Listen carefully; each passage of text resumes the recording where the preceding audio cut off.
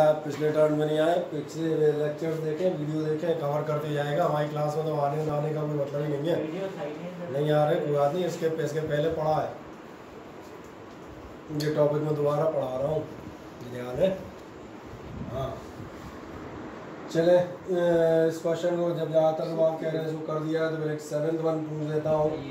Displacement आपका y बराबर a sin omega t, ये नहीं आया, ये तुमने किया हुआ था, बारिश से टफ वाला किया था, ये sin ओमेगा t माइनस के एक्स वाला। चलो इसको मैं करता हूँ 1 सेकंड में। ये स्टार्ट कर दिया क्या? ठीक है।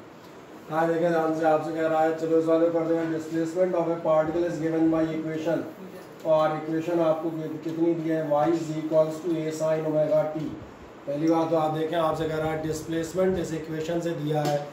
क्या तुम्हें ध्यान है, ये जो टर्म है साइन थीटा, मैं साइन थीटा की बात करता हूँ, आपको मालूम है, पहली चीज़ लिख देता हूँ, यहाँ देखना, आपको ये मालूम है साइन, और थीटा की बजाय ओमेगा टी लिखता हूँ। साइन थीटा कैसी होती है, ये कल भी अपन बात कर रहे थे ना, एंगल या उनकी वैल्यूज़ कैसी आती हैं, डायमेंशनलेस।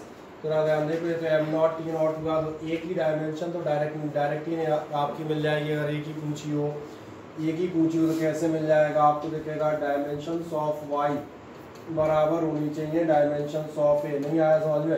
ये तो है ही नहीं, इसका तो होना ना होना बराबर है।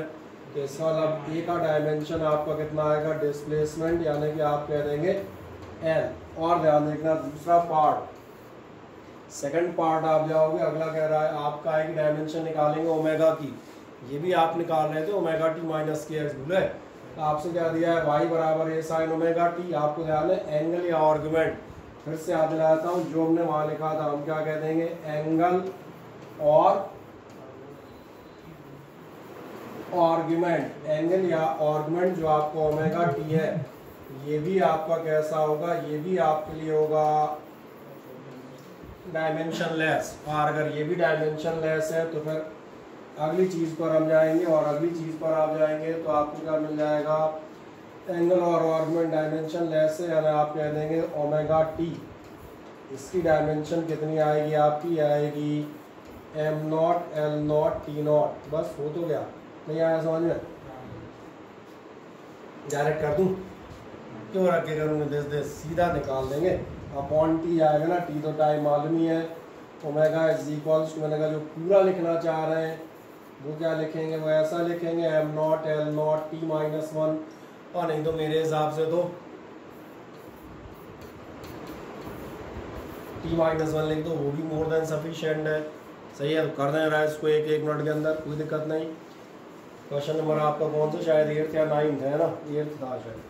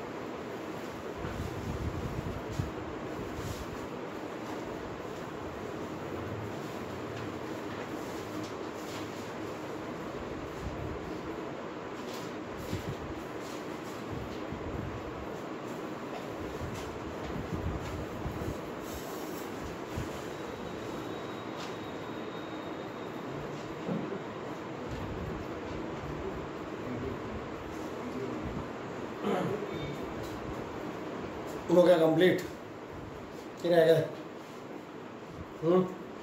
कर दिया। चले नेक्स्ट क्वेश्चन में चले आए। अगला आपका क्वेश्चन है n बराबर minus D n2 minus n1। ये वाला आप कर चुके थे, वही हम बताते हैं, फिर याद दिला देता हूँ। जैसे आपने कहा था number of molecules passing through per unit area per unit time, इसलिए मैंने एक बार दिखा दिया, सामने क्वेश्चन भी आपको नजर आ रहा है। क्या है? Molecules, number of molecules. Number of molecules का मतलब होगा M naught L naught T not. कल इसी को कर दिया था, मैं एक बार दोबारा से केवल समझा रहा हूँ। इस टाइप की जो चीज़ें आएंगी, number of molecules passing through per unit area, और क्या कह रहा है पर यूनिट टाइम। इसलिए मैंने एक बार और इस टाइप क्वेश्चंस के लिए एंड दे दी। ऐसा कुछ आता है तो इस ढंग से आप इनको सॉल्व करते हुए जाते हैं।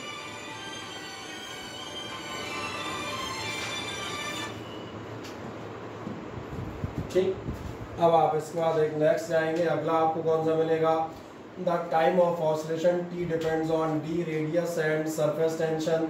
ये शायद हम लोगों ने कर लिया था वाला क्वेश्चन है ना, कुछ इसमें एक अंडर रूट में आया था, under root something R Q ऐसा कुछ करके, ये वाला किया था क्या? ठीक, और एक आध ट्राई कर लेते हैं। ये कह रहा है by using the method of dimensions find the acceleration of a particle moving with a constant speed in a circle of radius R. ध्यान देखो क्या कह रहा है, मेथड ऑफ डायमेंशन का इस्तेमाल करना। ये कोई मान बात नहीं है, तुम चैप्टर ही पढ़ रहे हो तो ये तो कंफर्म है ही। इसके बाद जाएंगे find the acceleration of a particle. आपको किसी पार्टिकल का एक्सेलरेशन पता करना है, और एक्सेलरेशन कब पता करना है, जबकि उसकी स्पीड है और उसका रेडियस आर है। यानी अगर इन रफ पहले अपन इस क्वेश्चन का आइडिया लगाएं, आइडिया आपको क्या नजर आएगा, एक्सेलरेशन का पता लगाना है। एक्सेलरेशन के लिए फॉर्मूला निकालना है, काय पे डिपेंड कर रहा है, स्पीड और आर पर। और मेरा अंदाजे इससे मिलता जुलता आपने क्वेश्चन एक सेंट्रीपिटल फोर्स वाला किया था। मैं केवल इसकी हिंट लिख देता हूँ, ध्यान देखें। इस क्वेश्चन नंबर 10 के लिए आपकी इतनी हिंट सफिशिएंट होगी कि आप कहेंगे एक्सेलरेशन डिपेंड करेगा v पर और r पर, और सबसे खास बात इसका पावर a और इसका पावर b। इसके बाद आप क्या करेंगे, अगली बार आप जाएंगे, आप बताएंगे a इज इक्वल्स टू के वी ए आर बी। क्या है मेरी बात समझ में आती है? और लास्ट काम जो आप करेंगे वो होगा आपका एक्सेलरेशन का dimensional formula L minus two के का। तो आपको मालूम है लिखना ना लिखना बेकार है, पर अपन क्या करते हैं फॉर्मेलिटी के लिए एक बार लिखते हैं। कोई ये नहीं गए के कहाँ खा गए, तो खा नहीं गए, दिखा देंगे। वेलोसिटी या स्पीड आपका क्या था, L T minus one power a, और साथ में एल यानी कि रेडियस, इसका पावर हुआ आपका बी। और इसके बाद आपको कुछ नहीं करना है। अब आपको इस इक्वेशन की मदद से आपको क्या ए और बी कंपैरिजन करके दोनों साइड कैलकुलेट करने हैं। तो बस कर लीजिएगा, यहाँ तक मेरा ख्याल है फिजिक्स मैंने पूरी सॉल्व आपकी कर दी है। लिख दें इतनी इंट 2 लाइन की फुर्ती से, बाकी छोटी सी जगह आप खाली छोड़ देना, उसको आप सेल्फ कर देंगे एक बार मजे से। दिखा दें आराम से के वी आर बी, और इसके बाद दिखा देना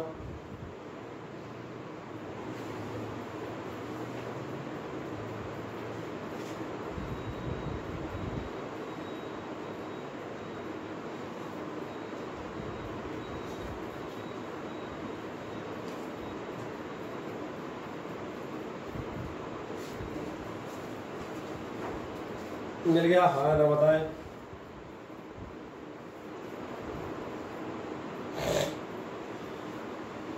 कोई समस्या मिल जाएगा, ठीक। ये हो गए आपके ए और बी, निकाल सकते हैं आप। एक और छोटे क्वेश्चन पे चलते हैं। ये आपसे कह रहा था time period of A gas bubble formed under water oscillating with a time period depending on this and that। अब एक मजेदार बात आती है। पहली बात याद रखना, इस टाइप का क्वेश्चन जब भी आपके पास आता है तो रीड द क्वेश्चन केयरफुली। आपसे क्या कहा जाएगा, उस क्वेश्चन को आप सबसे पहले तसल्ली से पढ़ें। ये क्या कह रहा है, the time period of A gas bubble. मैं आधा आधा पढ़ता जाऊंगा, उसी को देखता जाऊंगा। काय की चर्चा कर रहा है, time period of gas bubble की बात कर रहा है। क्या कहता है, फॉर्म्ड अंडर वाटर, ठीक है पानी के अंदर बना होगा, मुझे उससे क्या है, इसमें तो कोई डाटा है नहीं। क्या कह रहा है, oscillating with A time period, जो ऑसिलेट कर रहा है, डिपेंड करता है, ध्यान से देखना, यहाँ से फिर कहानी आएगी, डिपेंडिंग ऑन प्रेशर पी। काय पर डिपेंड करता है, प्रेशर पी पर। और मैंने कहा अगर आप न्यूमेरिकल को प्रॉपरली रीड करके ये डाटा निकालने गए तो आपके क्वेश्चन होने लगेंगे। फिजिक्स में कहानी में 2 साल लगातार झेलनी है, क्योंकि फिर काय पे करता है, डेंसिटी ऑफ वाटर रो पर, यानी दूसरी भी आपको क्वांटिटी मिल जाएगी। और थोड़ा सवाल के लिखना, ये पी है और ये आपका मिला मत देना, नहीं तो उनका आपस में ऑमलेट हो जाएगा।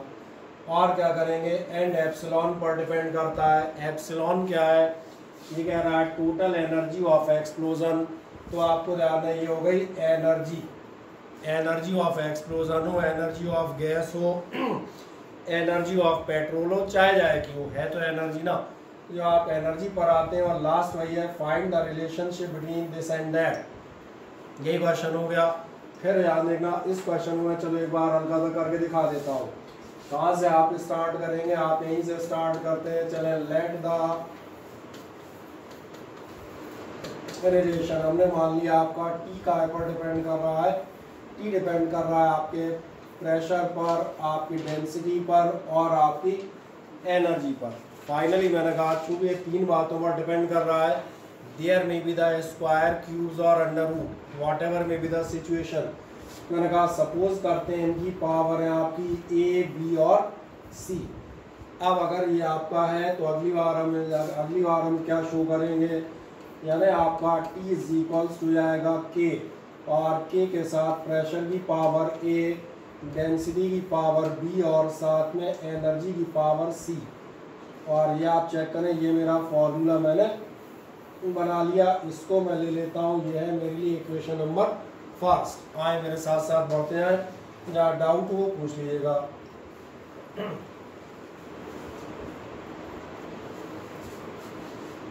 कोई दिक्कत है यहाँ तक? चले मोहित, कोई समस्या तो नहीं? नहीं, ठीक, आ जाए फुर्ती से यहाँ तक। फिर मैं आगे चले, इसको मैं सॉल्व कर देता हूँ, एक आध और कर दूंगा, फिर कुछ मैं हिंट दे के काम चला देंगे। ABC निकालना तुम कर सकते हो यार, कंपैरिजन उसमें क्या बताना। एक आध मैंने कहा इसलिए पूरा कर दूं कि आज का भी एक क्वेश्चन अपना पूरा कंप्लीट दिखा दिया जाए। अच्छा लग रहा था मुझे थोड़ा सा एप्सिलॉन वगैरह देख के। अब क्या करोगे ज़रा देखना, इसके बाद आपका स्टेप होगा ऑन सब्स्टिट्यूटिंग। क्या सब्स्टिट्यूट करेंगे हम, डायमेंशंस। जैसे आप डायमेंशन सब्स्टिट्यूट करेंगे, आप देखना टाइम पीरियड का दो गया T, K का आपको मालूम है ये होगा M not, L not, T not, अरे T का नॉट चलो उधर खिसक गया, कोई बात नहीं। प्रेशर, प्रेशर का फॉर्मूला याद है, बढ़िया, वेरी गुड, ये आपका ml minus 1 T minus 2 power A आ गया। नेक्स्ट आप बढ़ेंगे इस बार थोड़ा सा आगे, डेंसिटी, डेंसिटी का याद है ml माइनस 3। और मैंने कहा अब वक्त ऐसा है कि आपको डायमेंशन याद ही होनी चाहिए, नहीं तो क्वेश्चन आपका इसलिए अटक जाएगा कि हमें जो है डायमेंशन याद नहीं आई। लास्ट है आपका एप्सिलॉन थी energy, ml square T minus 2 और इसकी पावर हमने मानी है C।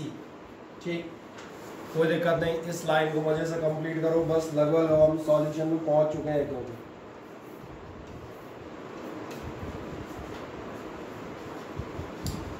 तसल्ली से आपके प्रेशर, डेंसिटी और एनर्जी, इन सब के डायमेंशन आप रखें।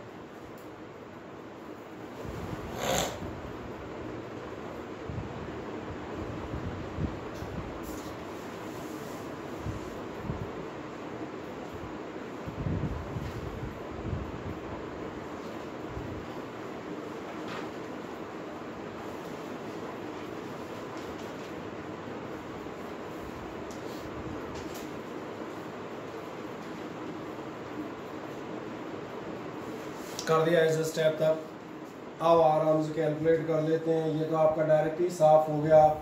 देखो ना ध्यान से एक मिनट, फिर से एक बार मैं आप सावधानी ध्यान दिलाऊँ, कैसे कैलकुलेट करूँगा। पहले m की पावर कैलकुलेट करूँगा, m की पावर कितनी है, और नहीं वो तो अलग अलग लिख लेना, कोई बुराई नहीं है। ध्यान देखो, m की पावर a दिख रही है, m की पावर b भी दिख रही है, और m की पावर c भी दिख रही है। याद है, चलो मैंने तो कहा आप तो अकेला m निकाल लो पहले। m की पावर कितनी है, a है, b है और साथ में है c। इसके बाद आप तसल्ली से l की पावर निकालो। आओ l की पावर चेकआउट करते हैं। l की पावर कितनी है, माइनस a दिख रहा है, माइनस a, तो आपका कितना हो गया, ये हो गया माइनस a। और आगे बढ़े, माइनस 3b, और आसानी से आगे बढ़े प्लस 2c। ठीक है, और आगे आप जाएंगे तो इसके बाद आपको मिलेगा पावर t की। और टी की पावर में आएंगे तो टी की पावर आपको निकालेंगे। चलो मुझे कलर बदलना पड़ेगा क्योंकि सफ़ेद में सफ़ेद कैसे चलेगा। टी की पावर ज़रा चेक करें, टी की पावर नजर आ रही है, पहला -2a सही है, अगला इधर है नहीं और एक मिला इधर से यानी कि -2c, बस इतना ही होगा। अब आराम से मैंने कहा सारी पावर्स निकाल लो।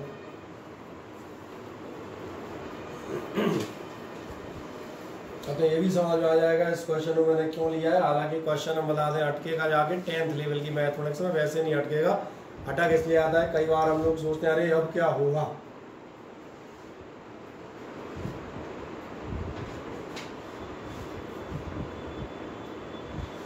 चेक कर लें सारी पावर। एम की पावर आपकी कितनी आ रही है, एम की पावर आ रही है आपकी ए बी और सी। एल की पावर आपकी आ रही है -a -3b और +2c। और टी का पावर अपना आ रहा है -2a और -2c। बढ़िया।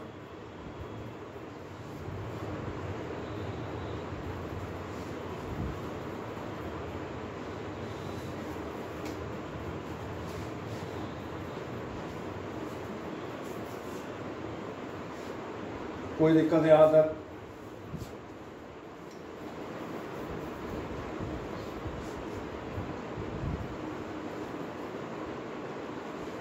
कर दिया आराम से। और एक क्वेश्चन इसलिए कर रहे हैं ताकि आपको दिख जाए हमें कैसे करने, अगर ऐसा कोई और फंस जाता है तो।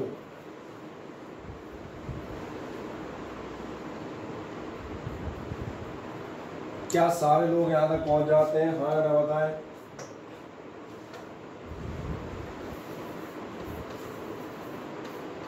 अब अगला स्टेप ये आपको क्लियर है। अगले स्टेप में आप क्या चीज़ लेते हैं, ऑन कंपेयरिंग। जब आप कंपैरिजन करेंगे तो ध्यान से इधर देखें। कंपैरिजन करते हैं हम सबसे पहले किसका कंपैरिजन करते हैं, मान चले हम करते हैं एम का, लेट इट बी। एम का कंपैरिजन करोगे, एम उस साइड है नहीं है तो आपको क्या मिलेगा, आपको मिलेगा a + b + c बराबर 0। ये आपकी हो गई इक्वेशन नंबर फर्स्ट। क्या है, समझ में आ रहा है? हाँ है ना। a + b + c उधर एम है नहीं तो टोटल हो गया 0, इक्वेशन नंबर 1। अब जरा इक्वेशन नंबर सेकंड पे आए। ऐसे ही मैं कंपैरिजन करता हूँ एल का।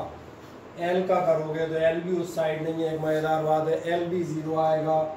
कितना आएगा, या आपकी आएगा -a -3b और +2c बराबर 0। और एक ये हो गई आपकी इक्वेशन नंबर सेकंड। और तीसरा ले लेते हैं, आप कंपैरिजन करेंगे टाइम के लिए तो टाइम है आपका -2a और -2c और = आपको दिया है 1। बस पिछली बार से इस बार में एक छोटा सा फर्क है, बताओ वो फर्क क्या है?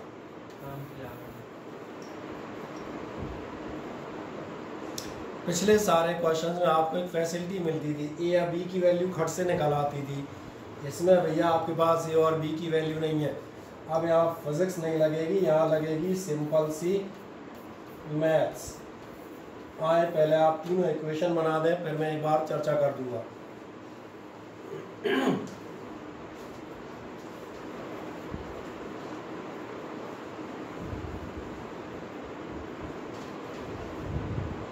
आराम से तीनों इक्वेशन बना दीजिएगा, फिर मैं आपको इसको दिखाता चला जाऊंगा।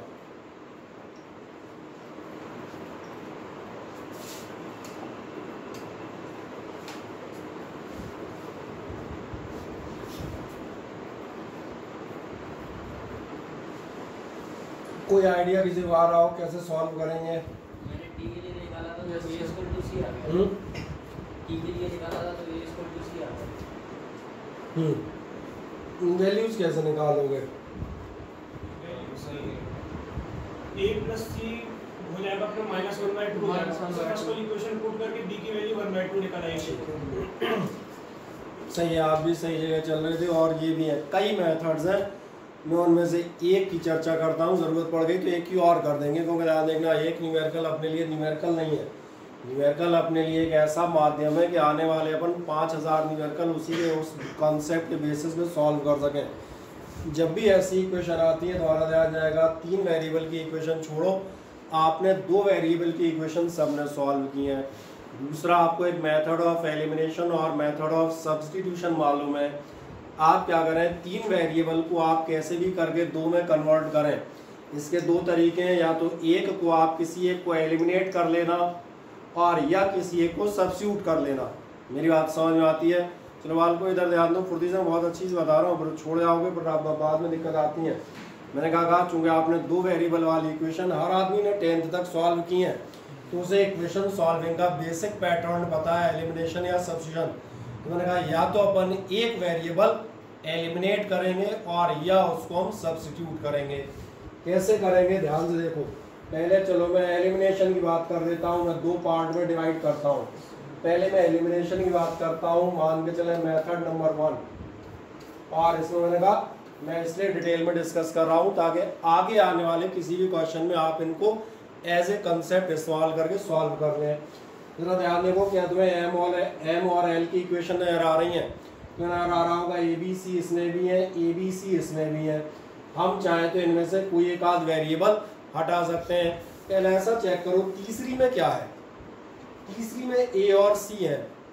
अगर इन दोनों में से मैं B हटा दूं तो ये भी A और C में आ जाएगी, और A और C में एक पहले से ही है। दो इक्वेशन का सॉल्यूशन तो मालूम है ना, दो वेरिएबल वाली एक्स वाई का। तो ध्यान देखो, पहले मैं एक काम करता हूँ, पहले मैंने इस पे निकाह हमारी ये A और C में है, गड़बड़ ये दोनों फैला रही हैं, इनमें से B एलिमिनेट करेंगी। और B एलिमिनेट हम कैसे करेंगे ध्यान देखना, मैं बताता हूँ। फ्रॉम इक्वेशन 1 and 2 एलिमिनेशन याद है आप कैसे करते थे? इस इक्वेशन में मल्टीप्लाई करके ऐसे करोगे कि उनके कोफिशिएंट बराबर हो जाए। किसको हटाना है? A और C में चाहिए B हटाना है। अब चूंकि 11th में हो तो एक आध काम डायरेक्ट करेंगे, मन में ही देख लिया है, इसमें 3 से मल्टीप्लाई करूंगा। तो अब क्यों करूंगा दिख रहा होगा, मैं डायरेक्ट लिखता हूँ फ्रॉम 1 and 2।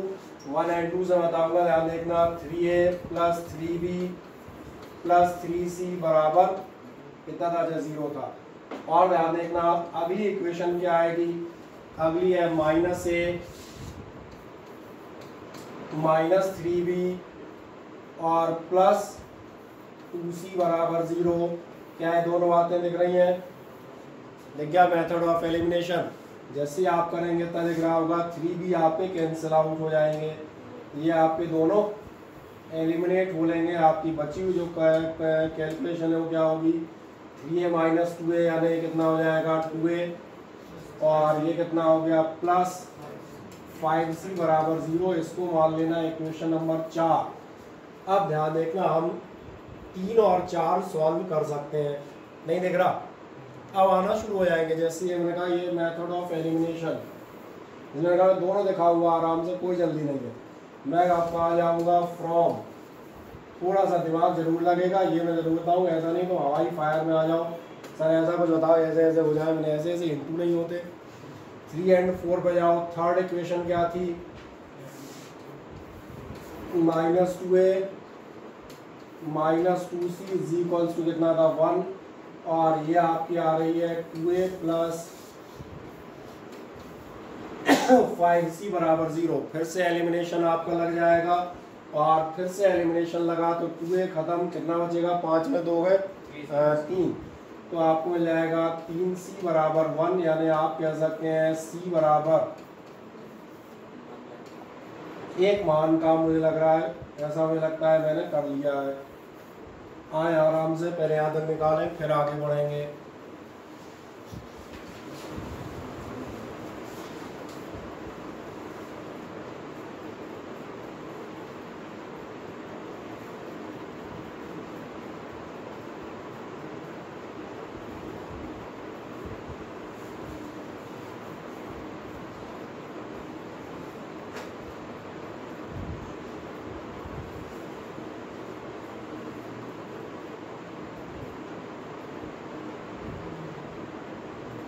क्योंकि ये क्वेश्चन फिजिक्स से ज़्यादा गणित में फैलेगा, समझ आ रहा है? इसलिए लोग आगे डर जाते हैं, बोले इतना लंबा जा रहा है तो मतलब मैं ही गलत कर रहा हूँ बोले।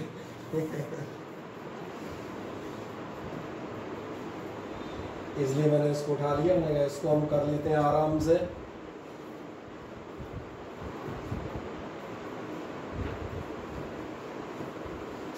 पहले हमने लिए इक्वेशन फर्स्ट एंड सेकंड, उनको एलिमिनेट करके ए प्लस सी में ले आया हूँ। फिर आपने थर्ड और फोर्थ लिए हैं जो दोनों ए और सी में है, तो मेरी सी की वैल्यू आ गई।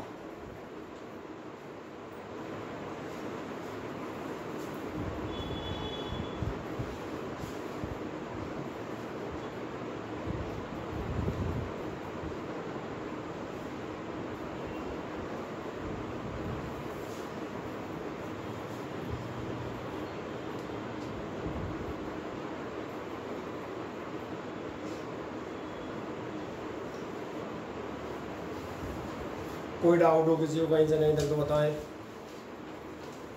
नहीं, अब क्या करोगे उनको?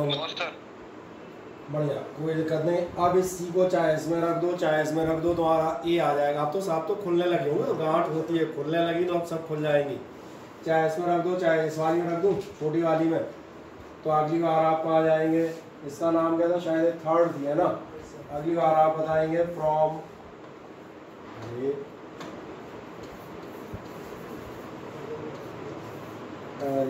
Equation number 3। तो इक्वेशन नंबर 3 जाओगे तो आपको मिलेगा -2a -2 और सी बोले तो 1/3, ठीक है ना? तो ये आपका डायरेक्ट 2/3 हो गया इज इक्वल्स टू 1, यानी आप कह देंगे अगली बार आपको क्या मिलेगा? -2a बराबर 1 + 2/3। 1 + 2/3 कितना आएगा? अरे 3 बन जा 3, 3 और 2 5, डायरेक्ट कर सकते हो। इसलिए ध्यान देखना, आपका ए बराबर भी आ गया। इसको इधर लिख देता हूँ, है ना? ए बराबर आपका आ जाएगा -2 से डिवाइड कर दो तो हो जाएगा -5/6। यही आ रहा है ना? हाँ,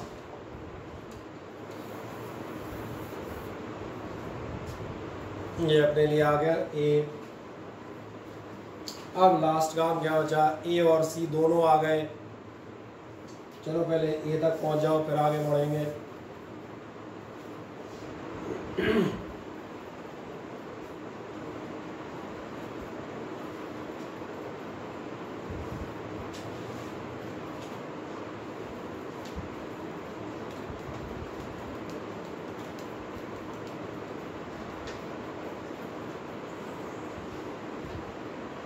जब आपका ए भी आ जाएगा तो अब आप कौन सी इक्वेशन में आप जा सकते हैं? अब आप वो 3 वाली कोई सी उठा लेना। कौन सी? चाहे a + b + c बराबर 0, शायद मुझे लग रहा है पहली इक्वेशन यही थी। पहली इक्वेशन क्या थी? a + b + c बराबर 0, है ना? इसी को हम उठा लेते हैं, सबसे बढ़िया रहेगी। आप किसमें जाएंगे? आप चले जाइएगा फ्रॉम इक्वेशन 1। नेक्स्ट आप जाएंगे फ्रॉम इक्वेशन 1, लिख देता हूँ a + b + c बराबर 0। क्यों? बहुत ऊपर हो गई है, हो सकता है कि ना ध्यान आए। ए हमारा आया नहीं था कि ये आया था, नहीं, ए आ गया था। ए था आपका 5/6 माइनस का प्लस बी का पता नहीं, और आपका प्लस सी, और सी है आपका 1/3 बराबर 0। निकाल लोगे? चेक करो कितना आ रहा है बी। टोटल 1/2। ठीक, इधर ले जाओ, आपका ये हो जाएगा 5/6 माइनस 1/3। जो मैंने कहा एलसीएम निकालोगे तो हो गया 6, और ये हो गए 5 और -3, 2 जा 6, यानी 5 - 2, 3/6, यानी कि कुल मिलाकर ये मैंने कहा बड़े आराम से निकाल सकते हैं। बढ़िया, जिसने भी निकाला बिल्कुल सही निकाला है।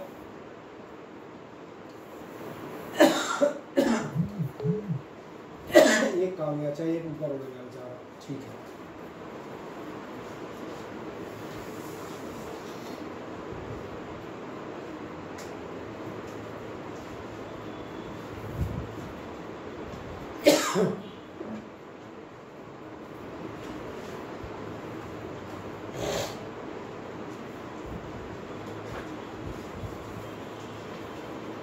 क्या आते हैं समझ में? ये आपका कौन सा मेथड मैंने निकाला? एलिमिनेशन से किया।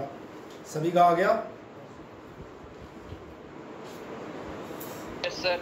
बढ़िया, चलो तो फिर मैं आगे बढ़ता हूँ। अगर आपने इसको कंप्लीट कर दिया है तो मैं दूसरा भी मैंने कहा था एक मेथड और भी पॉसिबल है।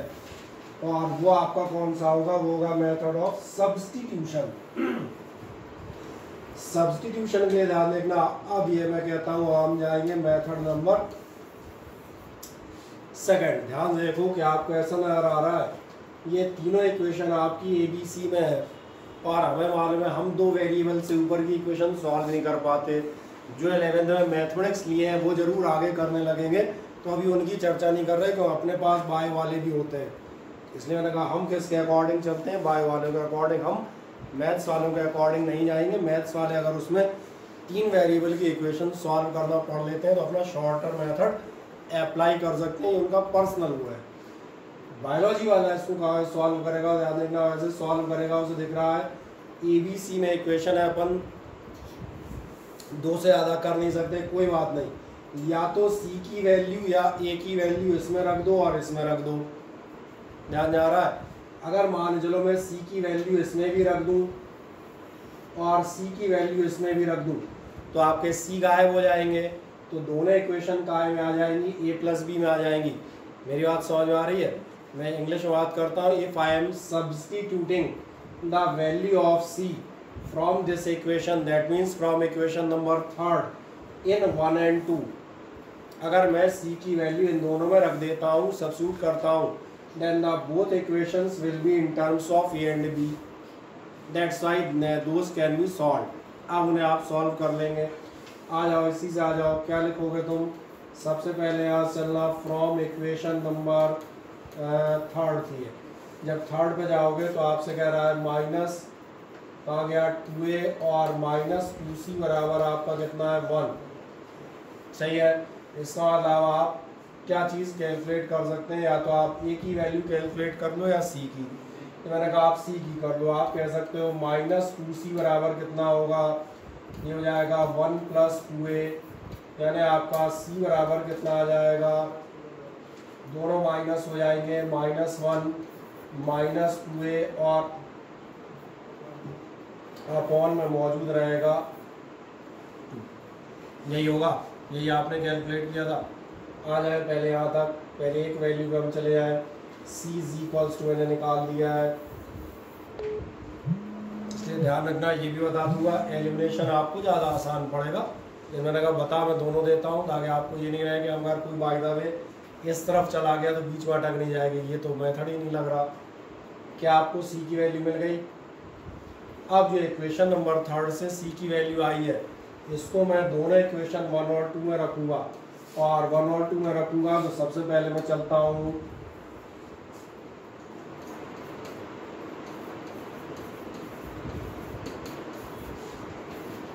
आप पहले यहाँ तक सॉल्व कर दो एक साइड में, फिर आगे बढ़ेंगे।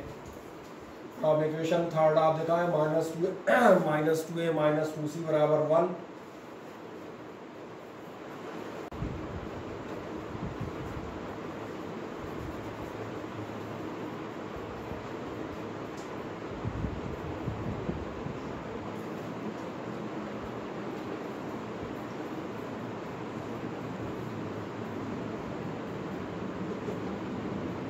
कर दिया सभी ने तो ना। आओ हम इसको लेके कहाँ चल रहे हैं, हम इसको लेके चलेंगे इक्वेशन नंबर 1। इक्वेशन नंबर 1 पहले चेक करो क्या है। कहाँ दी? A + B + C बराबर 0, ये थी इक्वेशन। यानी आपको क्या मिलेगा, ध्यान देखना, आपको मिलेगा A + B और +C, और +C का मतलब +(-1 - 2A अपॉन 2) बराबर कितना था? 0। हाँ, बराबर 0 था। बढ़िया, बराबर हो गया आपका 0। अब जरा ध्यान देखो, इसका मतलब आपको इक्वेशन क्या मिलेगी, आपको मिलेगा A के साथ ध्यान देखो यहाँ पे कितना आ रहा होगा। चलो नहीं दिख रहा, मैं ऐसे कर देता हूँ B, ये आपका प्लस और माइनस ये हो जाएंगे, हम कहते हैं एक माइनस का 1/2 और एक हो जाएगा आपके लिए माइनस का 2A/2 यानी कि माइनस का A, और बराबर होंगे 0। A और A तो ख़त्म हो गए, तो आपको एक आंसर मिल गया। और कौन सा आंसर मिल गया? B बराबर 1/2। ये अपनी पहली वैल्यू निकल आई। चले निकाल लें आराम से, कोई दिक्कत तो नहीं है इसमें।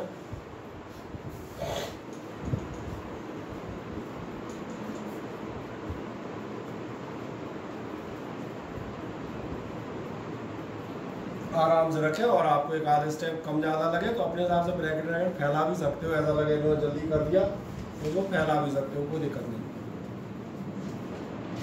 अब पिछली बार जरा चेक करना अपना बी बराबर कितना आया था, यही आया था 1/2। क्रॉस चेक हो गया, आप सेम आंसर निकाल रहे हैं, बस मेथड बदल गया है। ऐसे आप क्या काम करोगे, जैसे आपने बी निकाल लिया, अब इन वैल्यूज़ को हम कहाँ ले आकर रख दें, इन वैल्यूज़ को अपने पास बी भी है और सी भी है, इनको हम रखेंगे ले आके इक्वेशन नंबर सेकंड में रख दो। अब आप चले आएंगे for equation number 2, for equation 2 आया इक्वेशन नंबर 2। इक्वेशन नंबर 2 हमारी बड़ी ऊपर हो गई है, कहाँ चली गई है, ये थी ना माइनस ए माइनस 3b है ना, तो हो जाएगी माइनस का ए माइनस 3b, और माइनस 3b में डायरेक्ट कर लेता हूँ, कर दूँ माइनस ए माइनस 3b, और क्या था आगे प्लस 2c, और प्लस में आपका प्लस 2 और सी का मतलब कितना है, कहा था ये सी का मतलब है -1 -2a और अपॉन का 2, यही है। आराम देख लेना, सी रखा हुआ है -a -3b प्लस 2c, और इज इक्वल्स टू कितना था, अच्छा 0 है, बस तो ये हो गया इज इक्वल्स टू 0। बस एक लाइन और लगेगी, हमारा ए भी आ जाएगा। आ जाओ अगले स्टेप में,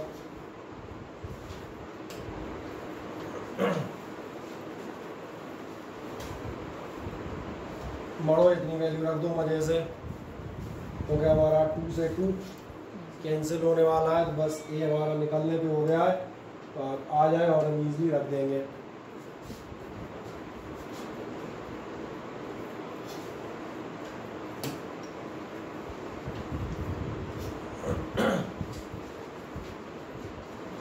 कोई डाउट हो किसी को तो मुझे बता दो, नहीं चलो क्या हो जाएगा, माइनस ये होगा, माइनस का 3/2 होगा, ये 2 तो खत्म हो गए, तो एक बचेगा -1, और एक क्या बचेगा, एक बचेगा आपके लिए -2a बराबर 0।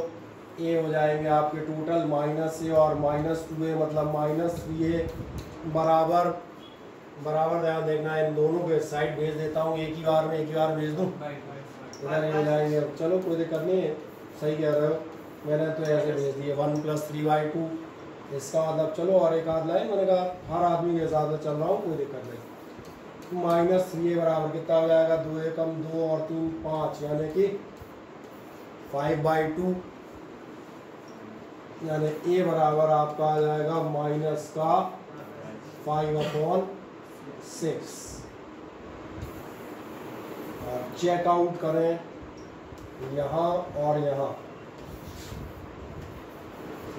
ये ध्यान रखना, मैथमेटिक्स हमेशा कहती है मेथड आप कोई सा भी इस्तेमाल करें, इस्तेमाल तमीज़ से कीजिएगा। तमीज़ मतलब तो समझते हैं ना, मैनरफुल ढंग, बस सही कर रहे होंगे, चाहे इधर जाओ चाहे उधर। अब अगला तो निकाल लोगे, वो भी मैं ही निकालूँ, अब तो देख गए होंगे 2 निकाल दिए मैंने, शायद क्या रह गया है, ए और बी निकाल दिए, सी कहाँ से निकाल आएगा, सी तो यहीं से निकाल आएगा, इससे चाहे ऐसे रख देना, चाहे a + b + c बराबर 0 रख देना, कई मेथड है सी के लिए, ठीक, उसको आप तुम कर ले जाओ गाइस।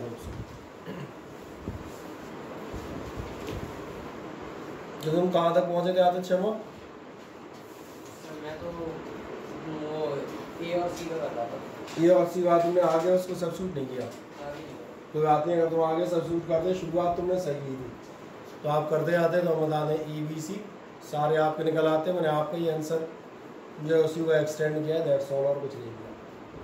इसने दोनों मेथड लिए, एलिमिनेशन भी, और मैंने कहा ये भी इसलिए ले लिया ताकि आप अपने हिसाब से करें, कोई दिक्कत नहीं, आप चाहे जिससे करें, ठीक है। बाकी अपने मैथमेटिक्स में डिटर्मिनेंट मेथड आता है, वो मैथमेटिक्स वालों के लिए आता है, वो उससे भी कर सकते हैं, कोई परेशानी नहीं। चलो क्या मैं अब इसको बदल दूँ स्लाइड को, हाँ ना बताएं,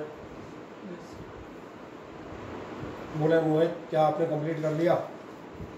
यस सर। ठीक है, इसका और तीसरा निकाल लेना, ठीक है ना। चलो अब एक ध्यान देखें, अगला भी बहुत आसान सा क्वेश्चन है, ये आपसे कह रहा है, बहुत ध्यान देखना था, फ्रीक्वेंसी ऑफ वाइब्रेशन बस प्रिंटिंग में और राइटिंग में हल्का सा ये याद रखना है, जो फ्रीक्वेंसी ऑफ वाइब्रेशन लिखा है ये ध्यान रखना, फ्रीक्वेंसी ऑफ वाइब्रेशन हम रिटर्न में लिखते समय जरा अच्छे से लिखते हैं, ये होती है न्यू। इस लेटर को तो पहचानते हो ना, ये केमिस्ट्री में भी आता है, ये होता है एकदम नया यानी कि न्यू, है ना। Frequency of vibration of a string, mass depends on the length, tension and mass per unit length. ये शायद मैं कल करा रहा था। फ्रीक्वेंसी आपकी कहाँ पे डिपेंड करती है, फ्रीक्वेंसी डिपेंड करती है, ध्यान से देखो, ये डिपेंड करती है over the length of a string, मैं दिखाता आता हूँ, over the length of a string, over the tension T, मैंने आपसे कहा था टेंशन टी, मुझे याद है आपने इंट लिखी थी, आपने यहाँ लिखा था टेंशन टी होता है फोर्स। और सबसे खास बात मास पर यूनिट लेंथ, एम आपका क्या है, ध्यान से देखना, एम है मास पर, अरे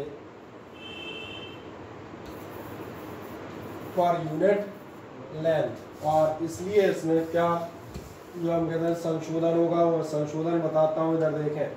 तो आपका न्यू डिपेंड करेगा एल की पावर, वो तो पुरानी कहानी है, L B A B C ये तो होते ही हैं। जब आप न्यू इज इक्वल्स टू करेंगे तो आप जाएंगे न्यू इज इक्वल्स टू के एल की पावर ए, टी की पावर बी, एम की पावर सी। अब ध्यान देखो, अगला स्टेप में केवल दिखा देता हूँ, t-1 बराबर होगा M naught L naught T not, ये तो सबको मालूम है। एल क्या था, फिर से ध्यान देखो, depends on the length, length तो लेंथ ही होती है, इसमें तो कोई दिक्कत ही नहीं है। ये हो गया आपका एल की पावर ए। अच्छा टी क्या था, टेंशन, जो मैंने कहा है टेंशन क्या होता है, टेंशन, कंप्रेशन, पुल, पुश, ये सारे फोर्स के नाम है। तो इस तरह फोर्स का मतलब आपका होगा,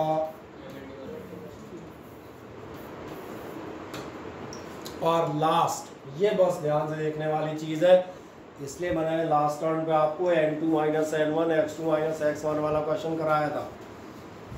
अगला क्या है, मास, m क्या है जरा देखो, ये है मास पर यूनिट लेंथ, और मास पर यूनिट लेंथ मतलब मास पर लेंथ, और इसकी पावर आप रख दें c। बस इसके आगे आई होप सो आप कर सकते हैं, इतनी हिंट आपके लिए काफ़ी है, सही है। इसके आगे मैथ्स लगनी है, वो भी हमने कहा 8th 9th की ABC की वैल्यू कर दें, इतना 2-3 लाइन है, बाकी आप निकालते रहिएगा मज़े से।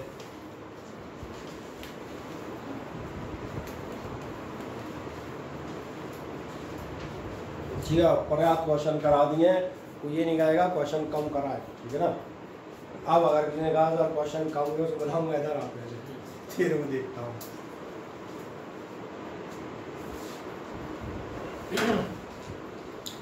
टाइप्स भी हमने कहा हर टाइप का आपको एक एग्जाम्पल दिया है, सिंपल से लेके टफ तक जितनी पॉसिबिलिटीज़ बनती हैं। और इसीलिए आपके जो एग्जामिनेशन पेपर्स होंगे उनमें आप कई बार देखेंगे एज इट इज़ क्वेश्चन यही आपके रिप्रिंट होके आते हैं, जो हमने अभी तुम ये क्या दोगे, कुछ क्वार्टरली वार्टरली जैसा तुम्हारे यहाँ कुछ मनोरंजन है क्या, हो रहा है किसी के यहाँ, नहीं हो रहा, दिसंबर में होगा, चलो ठीक है, जब हो तब देख लेना, ठीक है ना। इसी टाइप के आपके क्वेश्चन रिपीट होंगे। क्या आपने इतना नोट कर दिया, हाँ ना बताएं, बढ़िया। Yes sir. मैं इसको चेंज कर लूँ,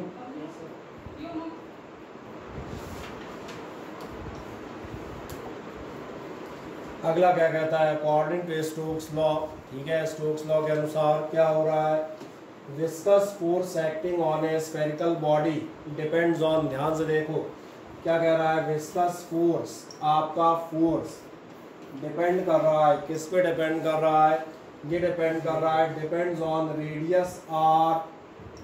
आराम से पढ़ना, क्वेश्चन खुद ही मिलेंगे। Viscous force acting on A spherical body moving fluid, ठीक है, डिपेंड्स ऑन, काय पे डिपेंड कर रहा है, radius R of the body. अब तो अंदाज हो गया है, पहले से ए लिखते आते हैं। देन इसके बाद क्या है, कोएफिशिएंट ऑफ विस्कोसिटी ईटा, ये आपके पास निकला हुआ है, ये कुछ स्पेशल वो निकाले थे, वो क्या कहलाते हैं, डायमेंशनल फॉर्मूले, उसमें आपकी लिस्ट में पड़ा हुआ है, इसलिए चिंता मत कीजिएगा। ईटा बी एंड वेलोसिटी एफ है, वेलोसिटी एफ, वेलोसिटी गलत प्रिंट है, इसको भी होना चाहिए था, ठीक है ना, वो नीचे ही लिखा है ना, वजह से समझ में आ गया ना। तो आपका नेक्स्ट क्या होगा, वेलोसिटी v पर डिपेंड करता है, पावर हो गई c। यही लोग है, क्या एक ट्रांसलेशन समझ में आता है या नहीं? एक्चुअली बताऊँ क्वेश्चन तो हो जाएगा, मैं इसकी बात कर रहा हूँ। इस सारी प्रैक्टिस का मकसद ये है कि आपको ये ट्रांसलेशन आ जाए, क्योंकि इस ट्रांसलेशन के बाद 90% उम्मीद बन जाती है कि आप सही डायरेक्शन में चले जाएंगे। 10% इसलिए गड़बड़ रहती है क्योंकि अपने को कोफिशिएंट ऑफ विस्कोसिटी का डायमेंशन ही नहीं मालूम होता। सही कह रहा हूँ ना?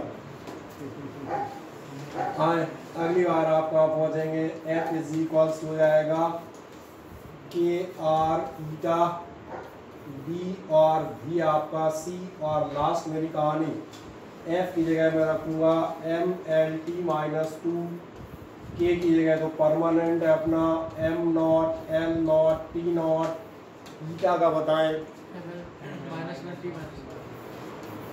ML-1, पक्का T-1, बढ़िया, गुड वन। और सॉरी वो रेडियस छोड़ है, सही है,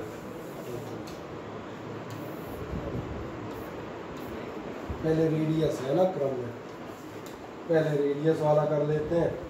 पहले अपन करेंगे L का पावर 8 और ईटा इन्होंने बिल्कुल सही बताया, इन्होंने बताया ML-1, T-1 पावर B, और लास्ट जो स्पीड या वेलोसिटी तो यार मतलब हद हो जाएगी। एंड इसके आगे आप क्या लिखेंगे,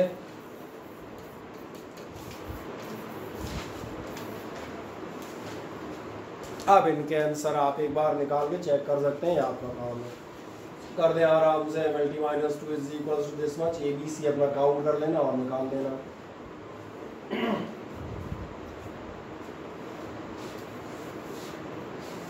चिड़ा और सवाल मैंने कहा करने पड़ेंगे अपने हाथ से, बिना अपने हाथ से किए कुछ नहीं होगा। तो इतने में समझ में आ गया होगा। पिछले साल तुम्हारी फिजिक्स के 4 चैप्टर में जितने न्यूमेरिकल नहीं थे उतने अपने एक में होते हैं। हाँ, इसलिए करना, अगर शुरुआत कर दी, सीख गए तो चलते जाओगे, और नहीं सीखे तो महीने भर के अंदर रेस से बाहर हो जाओगे।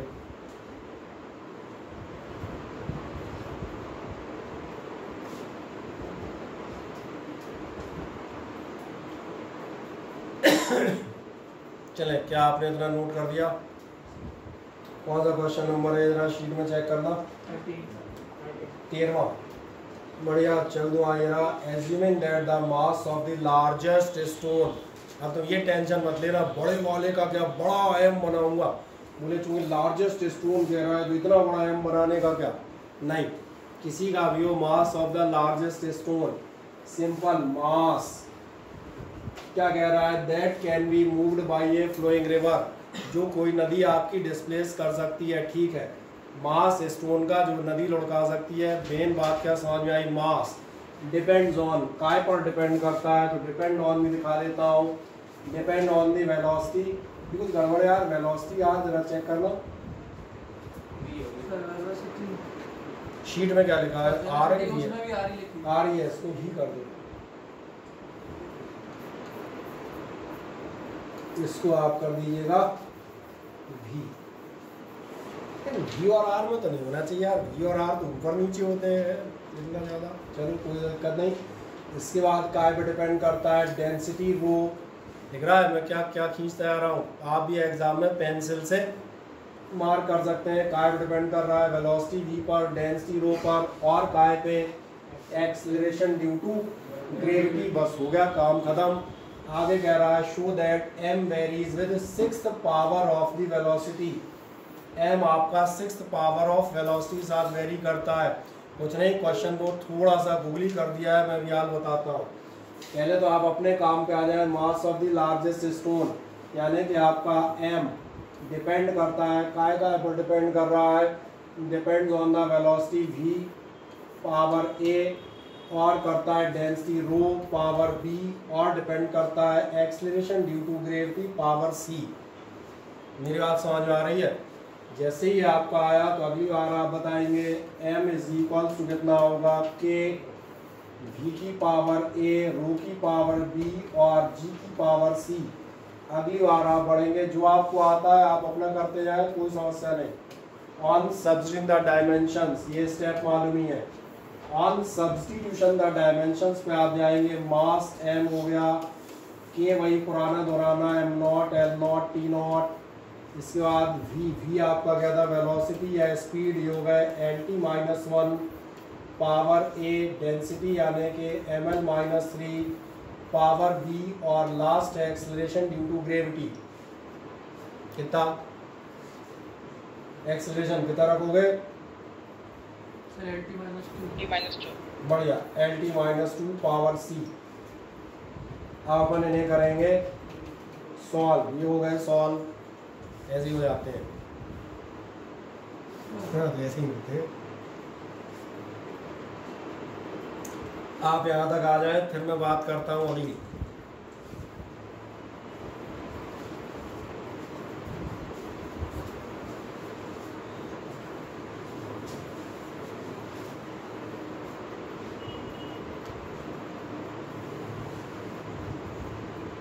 क्या है, 3 लाइनें आपने नोट की। जब आप ये 3 लाइनें नोट कर देते हैं तो बहुत ध्यान से मुझे सुने, ये कोई अलग क्वेश्चन है ही नहीं, ये केवल मैंने कहा लैंग्वेज का घुमाव है। और वही मैंने कहा 11th आपका इस काम में लग जाएगा कि आप फिजिक्स में लैंग्वेज पढ़ना और उसको अप्लाई करना सीख जाएं। 11th is only for learning. मैं आपको साफ बताऊं, 11th में मैं आपको 11th क्लास में पास होने के लिए नहीं पढ़ा रहा। 11th में तुम में से जो प्राइवेट स्कूल में तो बिना पेपर दिए पास हो जाएंगे, तो पढ़ का है कि समझ में बात आ रही है? मैं आपको केवल और केवल इसलिए पढ़ा रहा हूँ, नंबर 1 आपके 12th बोर्ड एग्जामिनेशंस, जहाँ आप इसकी हेल्प से जो भी आपने अपने अंदर डेवलपमेंट किया उससे आप एक तो रिजल्ट बनाएं, और दूसरा इन फ्यूचर अगर आप उसके अलावा कोई अदर एग्जामिनेशन दे रहे हैं तो उसमें भी आपको कम से कम ये लगे कि हाँ हमने कुछ पढ़ रखा है, हमें भी कुछ आता है। इसीलिए जैसे एक चीज़ और बता देता हूँ, जैसे आपने कोई पूछेगा सर सिलेबस, मैंने कहा सिलेबस कुछ नहीं, चलता रहेगा। जिस दिन 11th ख़त्म होगा उसके बाद एक दिन की छुट्टी देंगे, बढ़िया पार्टी करेंगे, और दूसरे दिन से अपन 12th स्टार्ट कर देंगे। तो पास तो सभी होना, देखो सबको मालूम है, कोई ऐसा नहीं है जो अंदाज में 11th में क्या होगा। जितने पढ़ रहे हैं कोई 11th के लिए नहीं पढ़ रहा होगा, ईमानदारी होता ना, कोई 11th के लिए पढ़ रहा है जो ये सोच के पढ़ रहा है 11th में पास होना है इसलिए पढ़ रहा हूँ। इसलिए मैंने कहा जिस दिन 11th खत्म होगा, फरवरी मार्च अप्रैल, जिस दिन खत्म अगले दिन बोलेगा परसों से आना 12th स्टार्ट करेंगे। 2 ईयर प्रोग्राम में बिल्कुल बने रहिएगा, इसलिए बात कर रहा हूँ, सीखते चलिएगा। और अब जो सीखने लायक बात आई उस पर जब बात जाते हैं, केवल लैंग्वेज का घुमाव कह रहा है, show that m varies with the 6th power of the velocity. भैया तुम्हें आंसर दे रहा है, इसका मतलब ये वेलोसिटी की पावर कितनी है यहाँ पर a, इसका मतलब तुम्हें हिंट दे रहा है जब तुम ये सॉल्व करोगे तो मास में वेलोसिटी की पावर कौन सी आएगी, 6वीं। यानी तुम खूब सॉल्व कर लेना, तुम्हारा a बराबर 6 आएगा। ये आना ही चाहिए, अगर नहीं आ रहा तो मतलब तुम कैलकुलेशन गलत कर रहे हो, सही करना। मैंने कहा अगर सही कर रहे हो तो ये आएगा। यानी आपका जो फॉर्मूला बनेगा वो ध्यान देखना, वो बनेगा m बराबर k। मुझे पहले से पता है, क्वेश्चन पढ़ के ही मुझे मालूम है ये आंसर आएगा। अब तुम कहोगे रो और जी क्या होंगे, मैंने कहा वो नहीं पता, वो नहीं मालूम, वो तो उसने बताया ही नहीं, वो तो मुझे निकालने पड़ेंगे। जैसे मैंने कहा इसमें भली मैं बी और सी लिख दूं पर ये आंसर होगा, तो बी और सी आप निकाल लेंगे, लेकिन ये कंफर्म है। अब समझ में आ गया? केवल लैंग्वेज में कभी ऐसा आ जाए प्रूव दैट वेलोसिटी की 6th पावर, इसकी 4th और इसकी 3rd, अब तुमने कहा ये कहाँ मिलेगा, मैंने कहा तुम सॉल्व तो करो। 6th पावर तो इनडायरेक्ट आंसर दे रहा है कि वेलोसिटी पावर 6 है, और अगर बाकी दे देता तो मजा ही आ जाता, तो मैं सीधे ही आंसर ले देता, सॉल्व ही नहीं करता। समझ में आ गया? हाँ ना, बताएं। सॉल्यूशन दिख जाता है, बस ये आप बी और सी निकाल लीजिएगा, रख दीजिएगा। ये तो अपना रेडीमेड 6 आ नहीं है, बस रेडीमेड मत रख देना, निकाल के रखना। हाँ तुमने भी कहा सही जुगाड़ दूँ। हाँ एक नेक्स्ट आते हैं, ये बहुत शानदार क्वेश्चन है, आप देखेंगे ये ऐसा क्वेश्चन है जो आपको यहाँ भी कई बार मिल जाएगा। कहाँ पर, अब ये मत पूछना है मैंने क्या लिखा है, ठीक है ना, इसके बारे में कोई सवाल नहीं पूछेगा। हम जाते हैं Planck's constant h, the velocity of light c and Newton's gravitational constant g are taken as fundamental quantities. मैंने मान लिया ये और ये, वो जो भी लिखी है बाद में देखूंगा, इनको मैंने मान लिया ये फंडामेंटल है।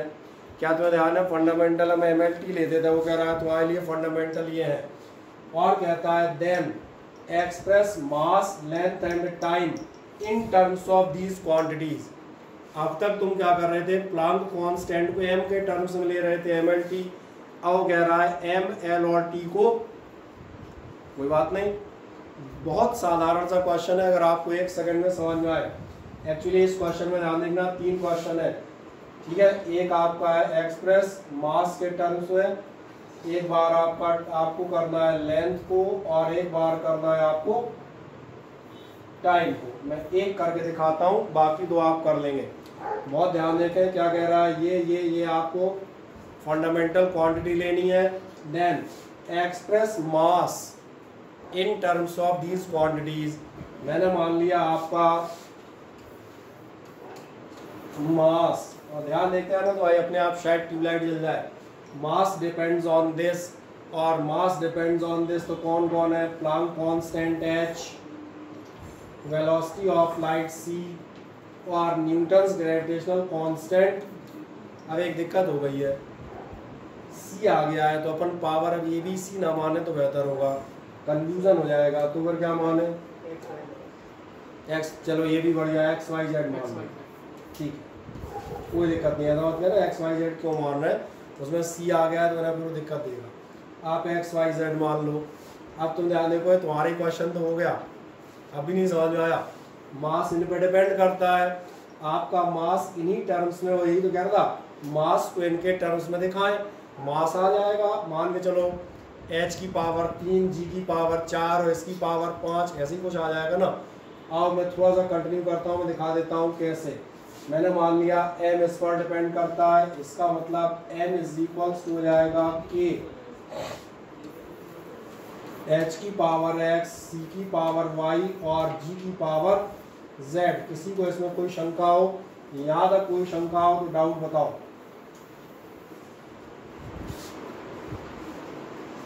ठीक है, ये मेरा पहला पार्ट है। मास को हमने प्लैंक, लाइट और ग्रेविटी के टर्म्स में दिखाना है। सर अगर ये मास निकालिए तो फिर लेंथ और टाइम तो ऑटोमेटिक ही निकल आएगा। नहीं, ऑटोमेटिक नहीं निकलेंगे, उनमें उतनी ही मेहनत दोबारा से करनी पड़ेगी। सर वो वहाँ भी तो पावर एक्स वाई जेड ही बढ़ेगी ना, और डिपेंड ये तीनों कर रही है। अरे वो ये वाली पावर थोड़ी होगी एक्स वाई जेड, ये कैसी बात कर दी।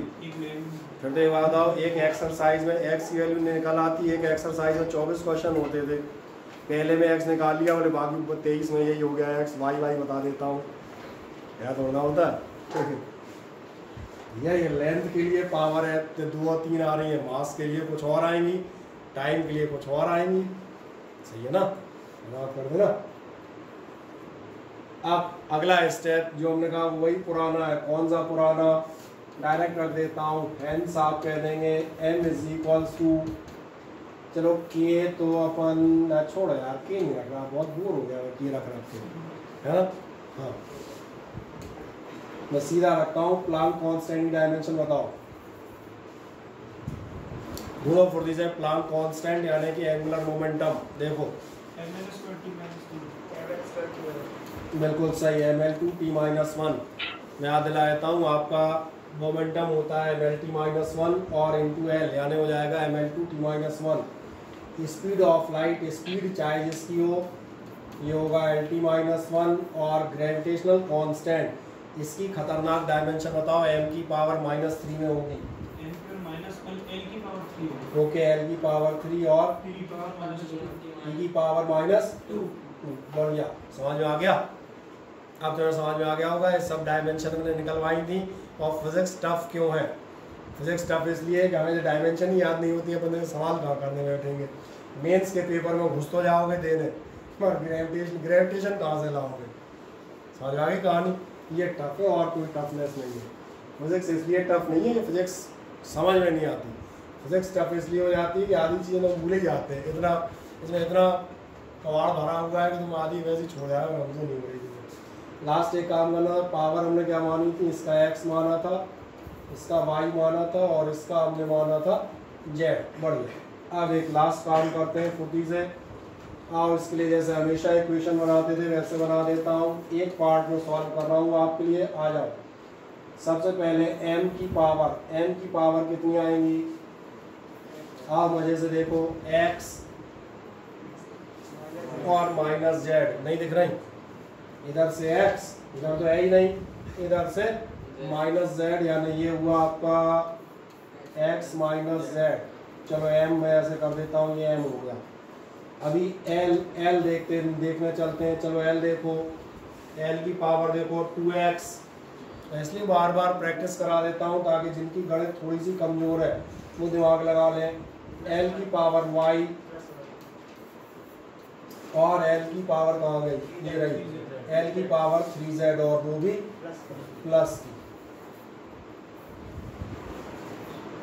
अभी t और बचा है यार, तो ये होगा t की पावर देखें, सबसे पहले तो माइनस x, फिर माइनस y और फिर माइनस